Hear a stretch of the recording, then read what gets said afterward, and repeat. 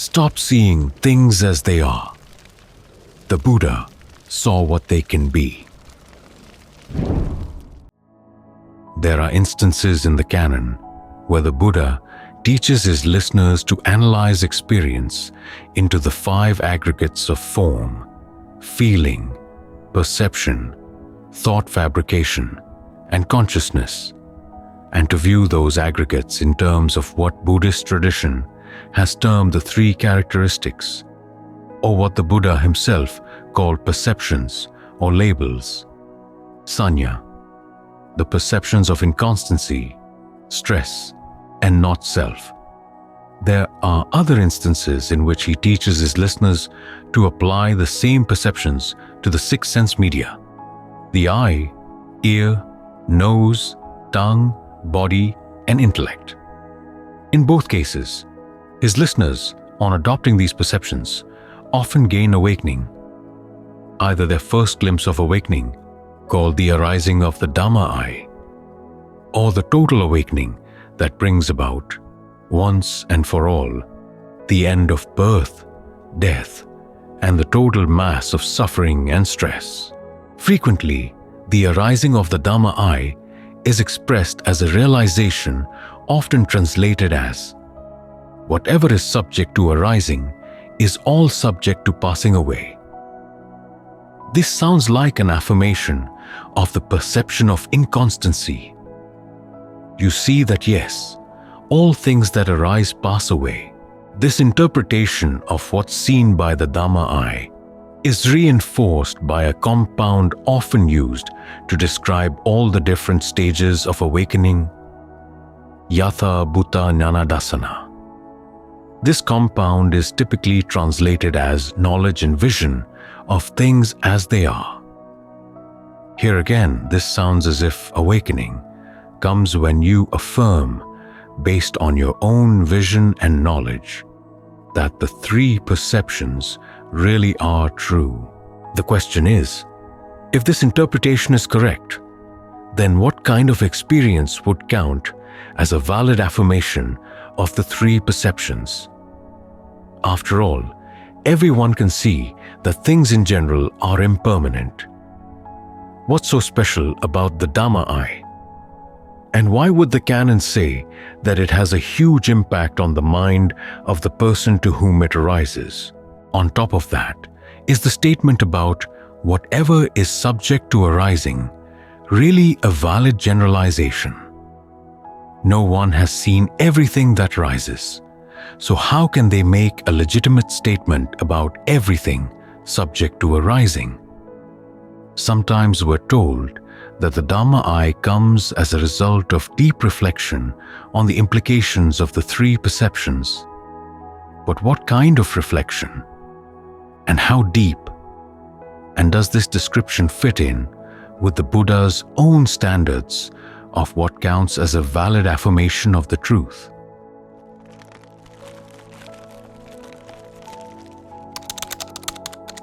There are 2 reasons to think not.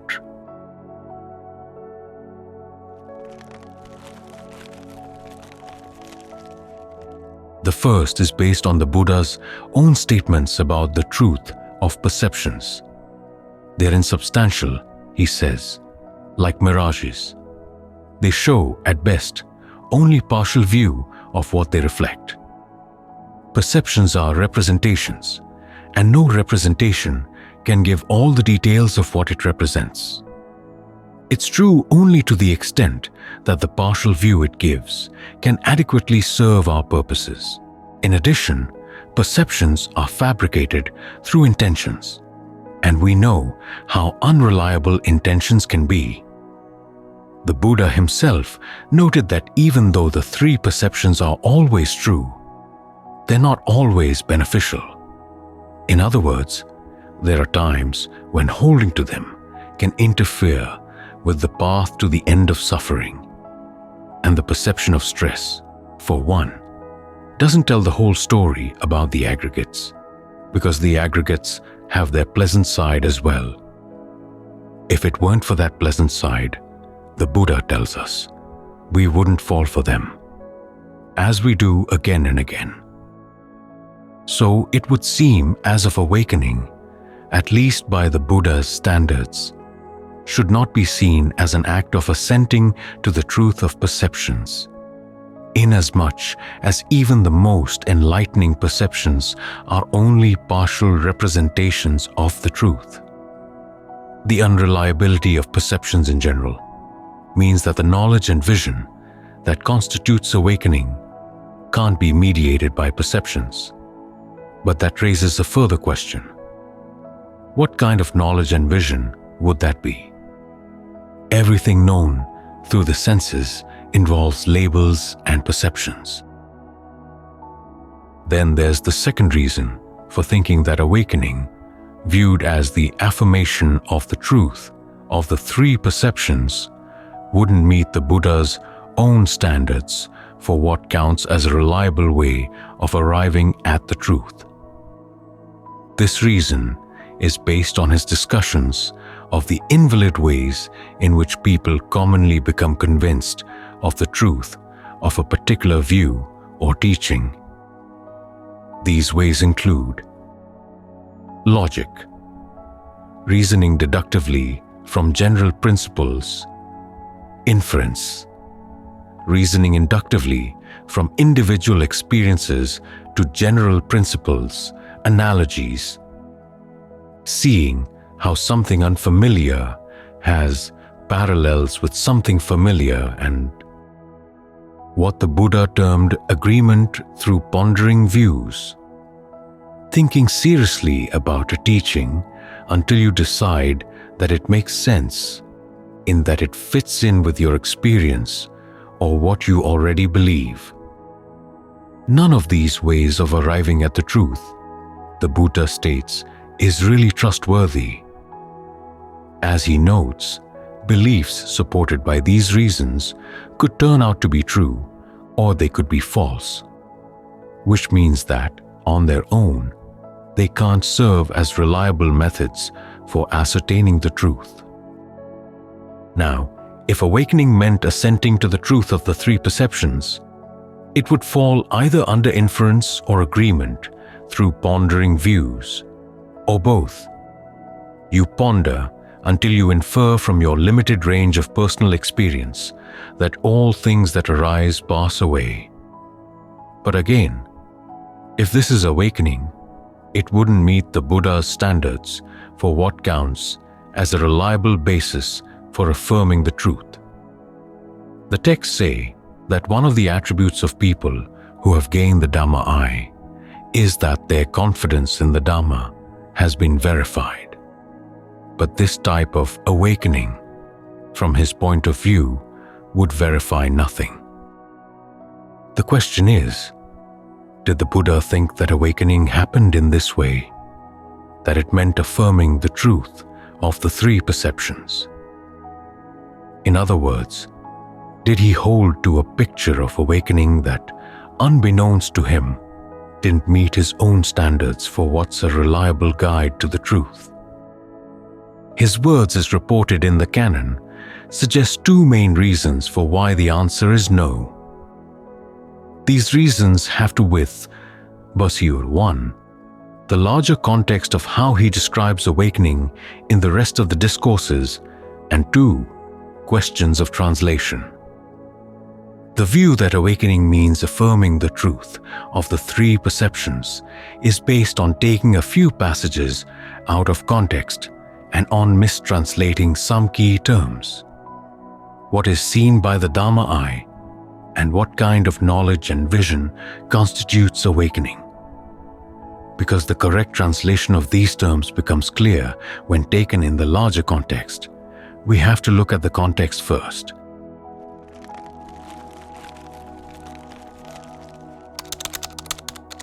Context.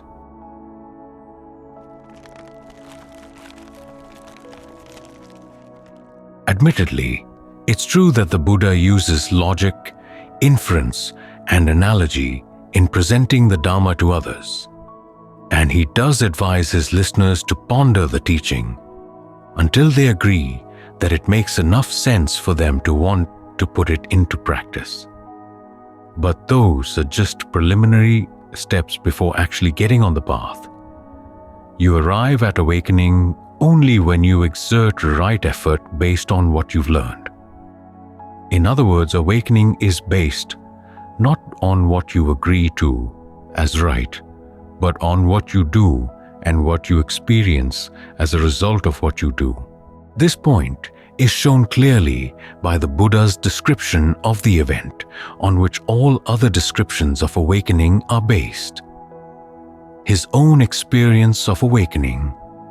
In none of his autobiographical accounts of the awakening experience does he mention the three perceptions. Instead, all of his accounts center on either of two themes: understanding and fulfilling the duties of the Four Noble Truths, or understanding cause and effect as they play out in the steps of dependent, co-arising, leading to suffering, and then using that knowledge to put an end to those steps. In both cases, these themes focus not just on things as they are, but more primarily on things as they function. How, through the principles of cause and effect, they have the potential to lead either to suffering or to the end of suffering. We can call this things as they can be.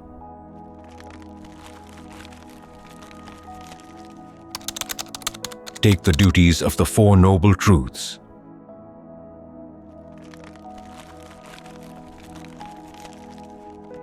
The Four Truths are the truths of suffering, its origination samudaya, its cessation nirodha, and the path to its cessation.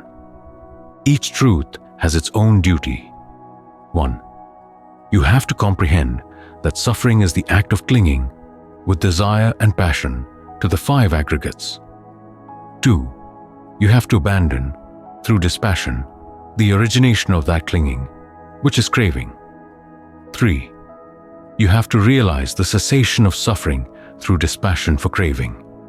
4. And to arrive at that dispassion, you have to develop the 8 factors of the Noble Path. The Buddha often describes the first glimpse of awakening as seeing in your immediate experience that this is suffering. This is the origination of suffering. This is the cessation of suffering. And this is the path to the cessation of suffering. The way these statements are phrased, with the repeated emphasis on this, suggests that the Buddha is talking about a direct experience of these things.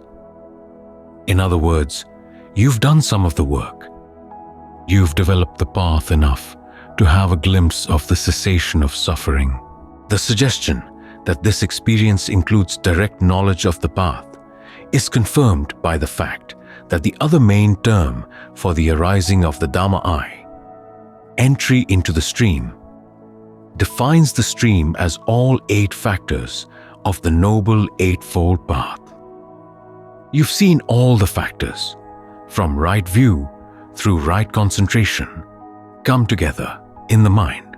The suggestion that this experience includes direct knowledge of cessation is confirmed by several passages in the canon.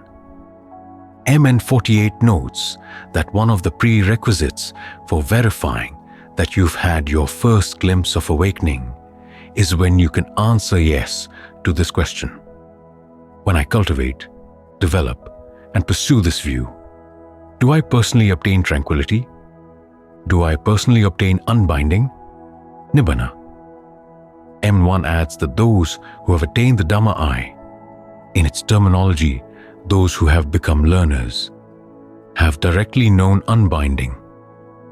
When Sariputta, after the arising of the Dhamma I, was asked by his friend Moggallana if he had reached the Deathless, he replied, "Yes, I have. It's this direct experience, beyond the 6 senses and unmediated by perceptions or any mental fabrications, that can actually verify your conviction in the Dhamma." So, there's more going on in awakening than just assenting to right view. You have to follow through with the duties assigned by right view until you've reached a level of dispassion strong enough to bring about a glimpse of unbinding. Instead of simply affirming that things arise and pass away, you make the right path arise and you make the wrong path pass away. And in doing so, you don't just affirm the principle of inconstancy.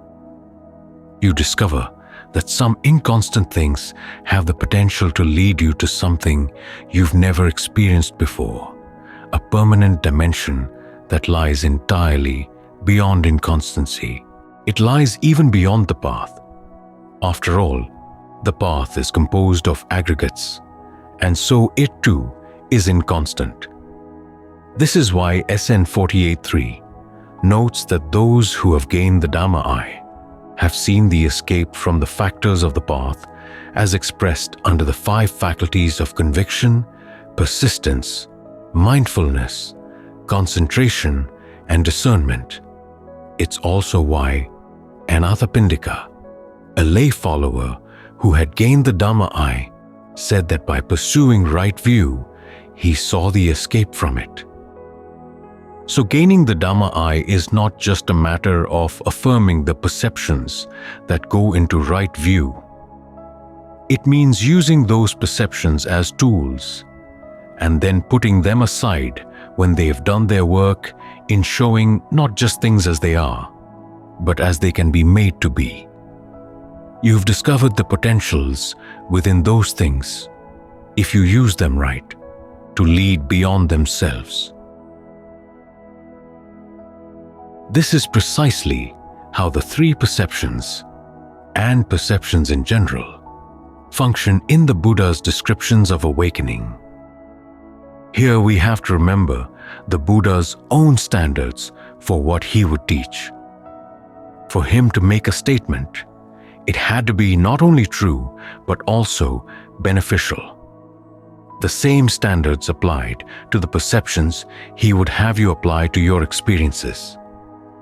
As he noted when stating that the aggregates have both their pleasant and their unpleasant side. If you get obsessed with perceiving them as pleasant, it leads to infatuation, captivation, and defilement. In other words, even though the perception of pleasure may be true in some contexts, it's not beneficial when viewed in the context of the duties of the 4 noble truths. Instead of getting you to abandon passion, it leads you to develop more passion and to cause more suffering. If, however, you focus on the unpleasant side of the aggregates, as when you apply the 3 perceptions to them, it leads to disenchantment, dispassion, and purification. This would be in line with the duties of the 4 noble truths to induce dispassion. So the result will lead to the end of suffering. This corresponds to how the Buddha explicitly describes how the 3 perceptions function in leading to awakening. When a listener sees in line with these perceptions that all aggregates, past, present, future, near or far, blatant or subtle, are inconstant, stressful, and not self, the Buddha doesn't say that the listener simply agrees with those perceptions. He says that the listener grows disenchanted with the aggregates and so becomes dispassionate. From that dispassion comes release. In other words, a direct experience of the 3rd noble truth. So, here again, these perceptions are used not only because they're true representations of the truth, but also because they perform. They have a liberating effect on the mind. That's how the role of the 3 perceptions in leading to awakening should be understood. They function as aids in performing the duties appropriate to the 4 noble truths. Like all perceptions, they're fabricated for a purpose. Here their purpose is the highest one possible, bringing about the dispassion that brings total release.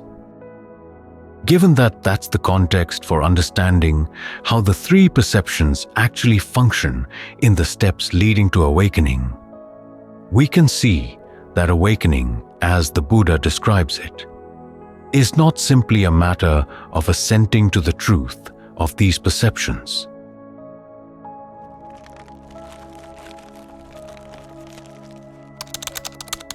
Translation.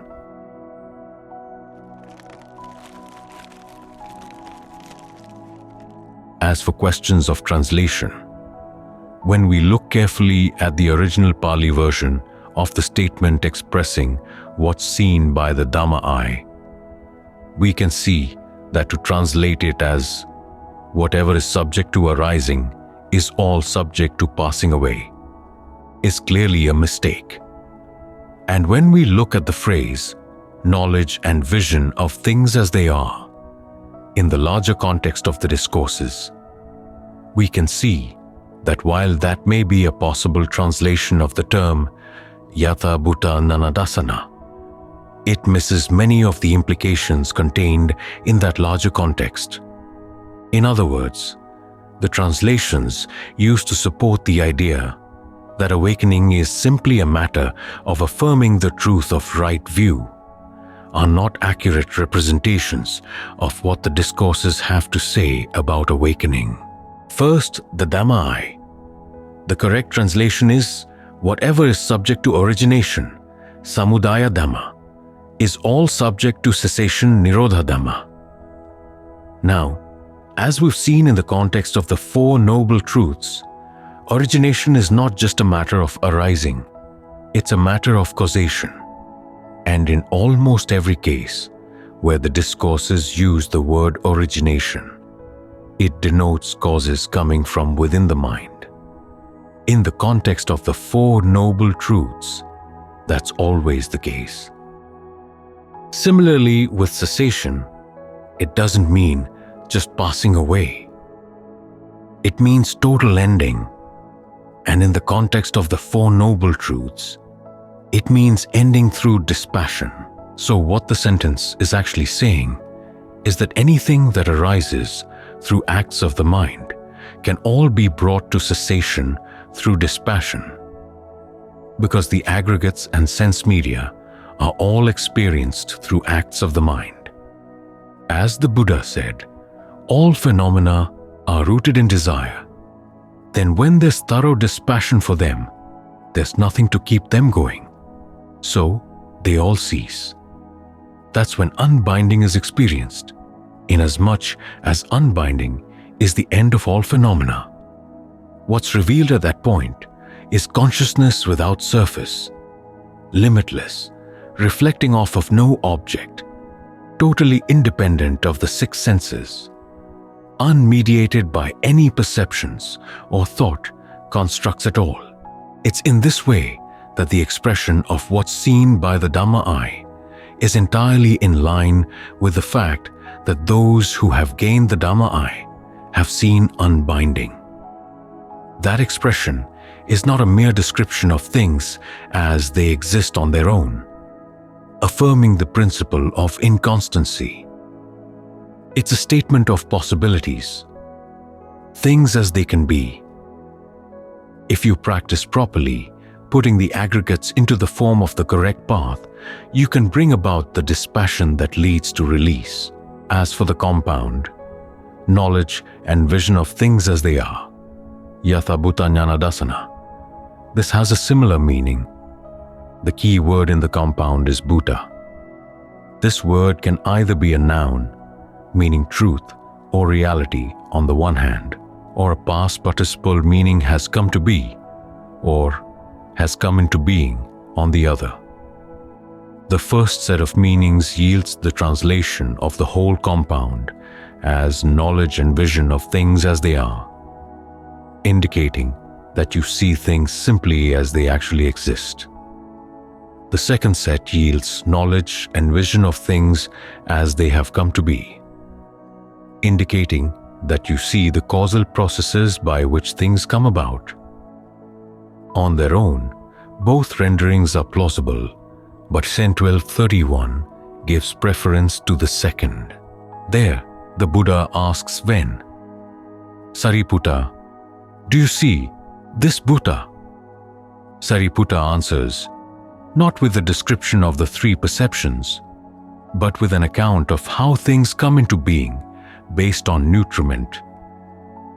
Another way of saying how they arise and subsist based on causes. He notes that both a learner, one who has gained the Dhamma eye, and the fully awakened Arhat see that this comes into being based on nutriment, and that it is subject to cessation based on the cessation of that nutriment. MN9 indicates that this, here, denotes suffering and any of the factors of the Four Noble Truths and dependent co-arising that lead to suffering. In fact, these statements about nutriment are a shorthand version of the Four Noble Truths. This would be the truth of suffering. Nutriment would be the truth of the origination of suffering, the cessation of this, and its nutriment would be the truth of the cessation of suffering. And MN9 indicates that the practice that leads to the cessation of the nutriment would be the truth of the path of practice leading to the cessation of suffering, the noble eightfold path. Where the learner differs from the Arhat is that the learner, having seen how the nutriment is, in turn, nurtured by passion, practices to develop more dispassion for its total cessation. In other words, the learner sees not only the principle of causality at work here, but also the fact that that principle is generated through mental acts. Our experience of these things comes from our passion for them. That's why dispassion can bring about total cessation.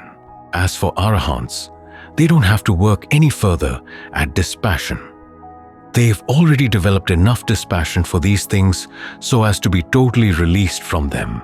So this is what's meant by knowledge and vision of things as they've come to be. You've gained enough mastery of cause and effect to undo those causes, bringing about at least a glimpse of the cessation of suffering in the experience of unbinding. That way, you've directly seen that all results subject to origination are, in fact, subject to cessation. You've seen them being originated. You've seen them cease. And when they've ceased, you've seen what isn't originated and doesn't cease. This is how both of the terms normally used to support the idea of awakening as assenting to the three perceptions. Whatever is subject to origination is all subject to cessation, and knowledge and vision of things as they've come to be actually support a totally different view of awakening when they're correctly translated.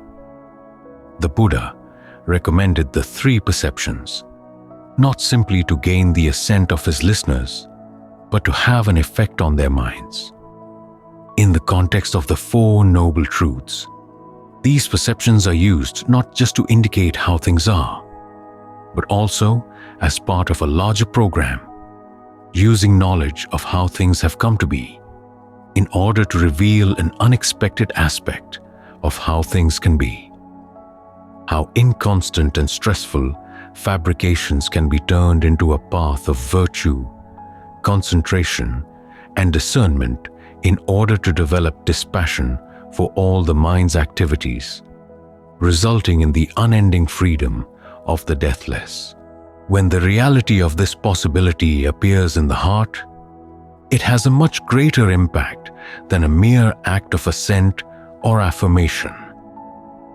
Having stepped outside of the six senses, you now view all the events in the six senses in a radically new light. This upends many of your old preconceived notions of what's possible and what's not. No wonder then that when the Buddha fully awakened to the total release provided by this truth, the earth shook. And no wonder that when he was able to teach his first noble disciple, to gain a glimpse of that same truth, the earth shook again,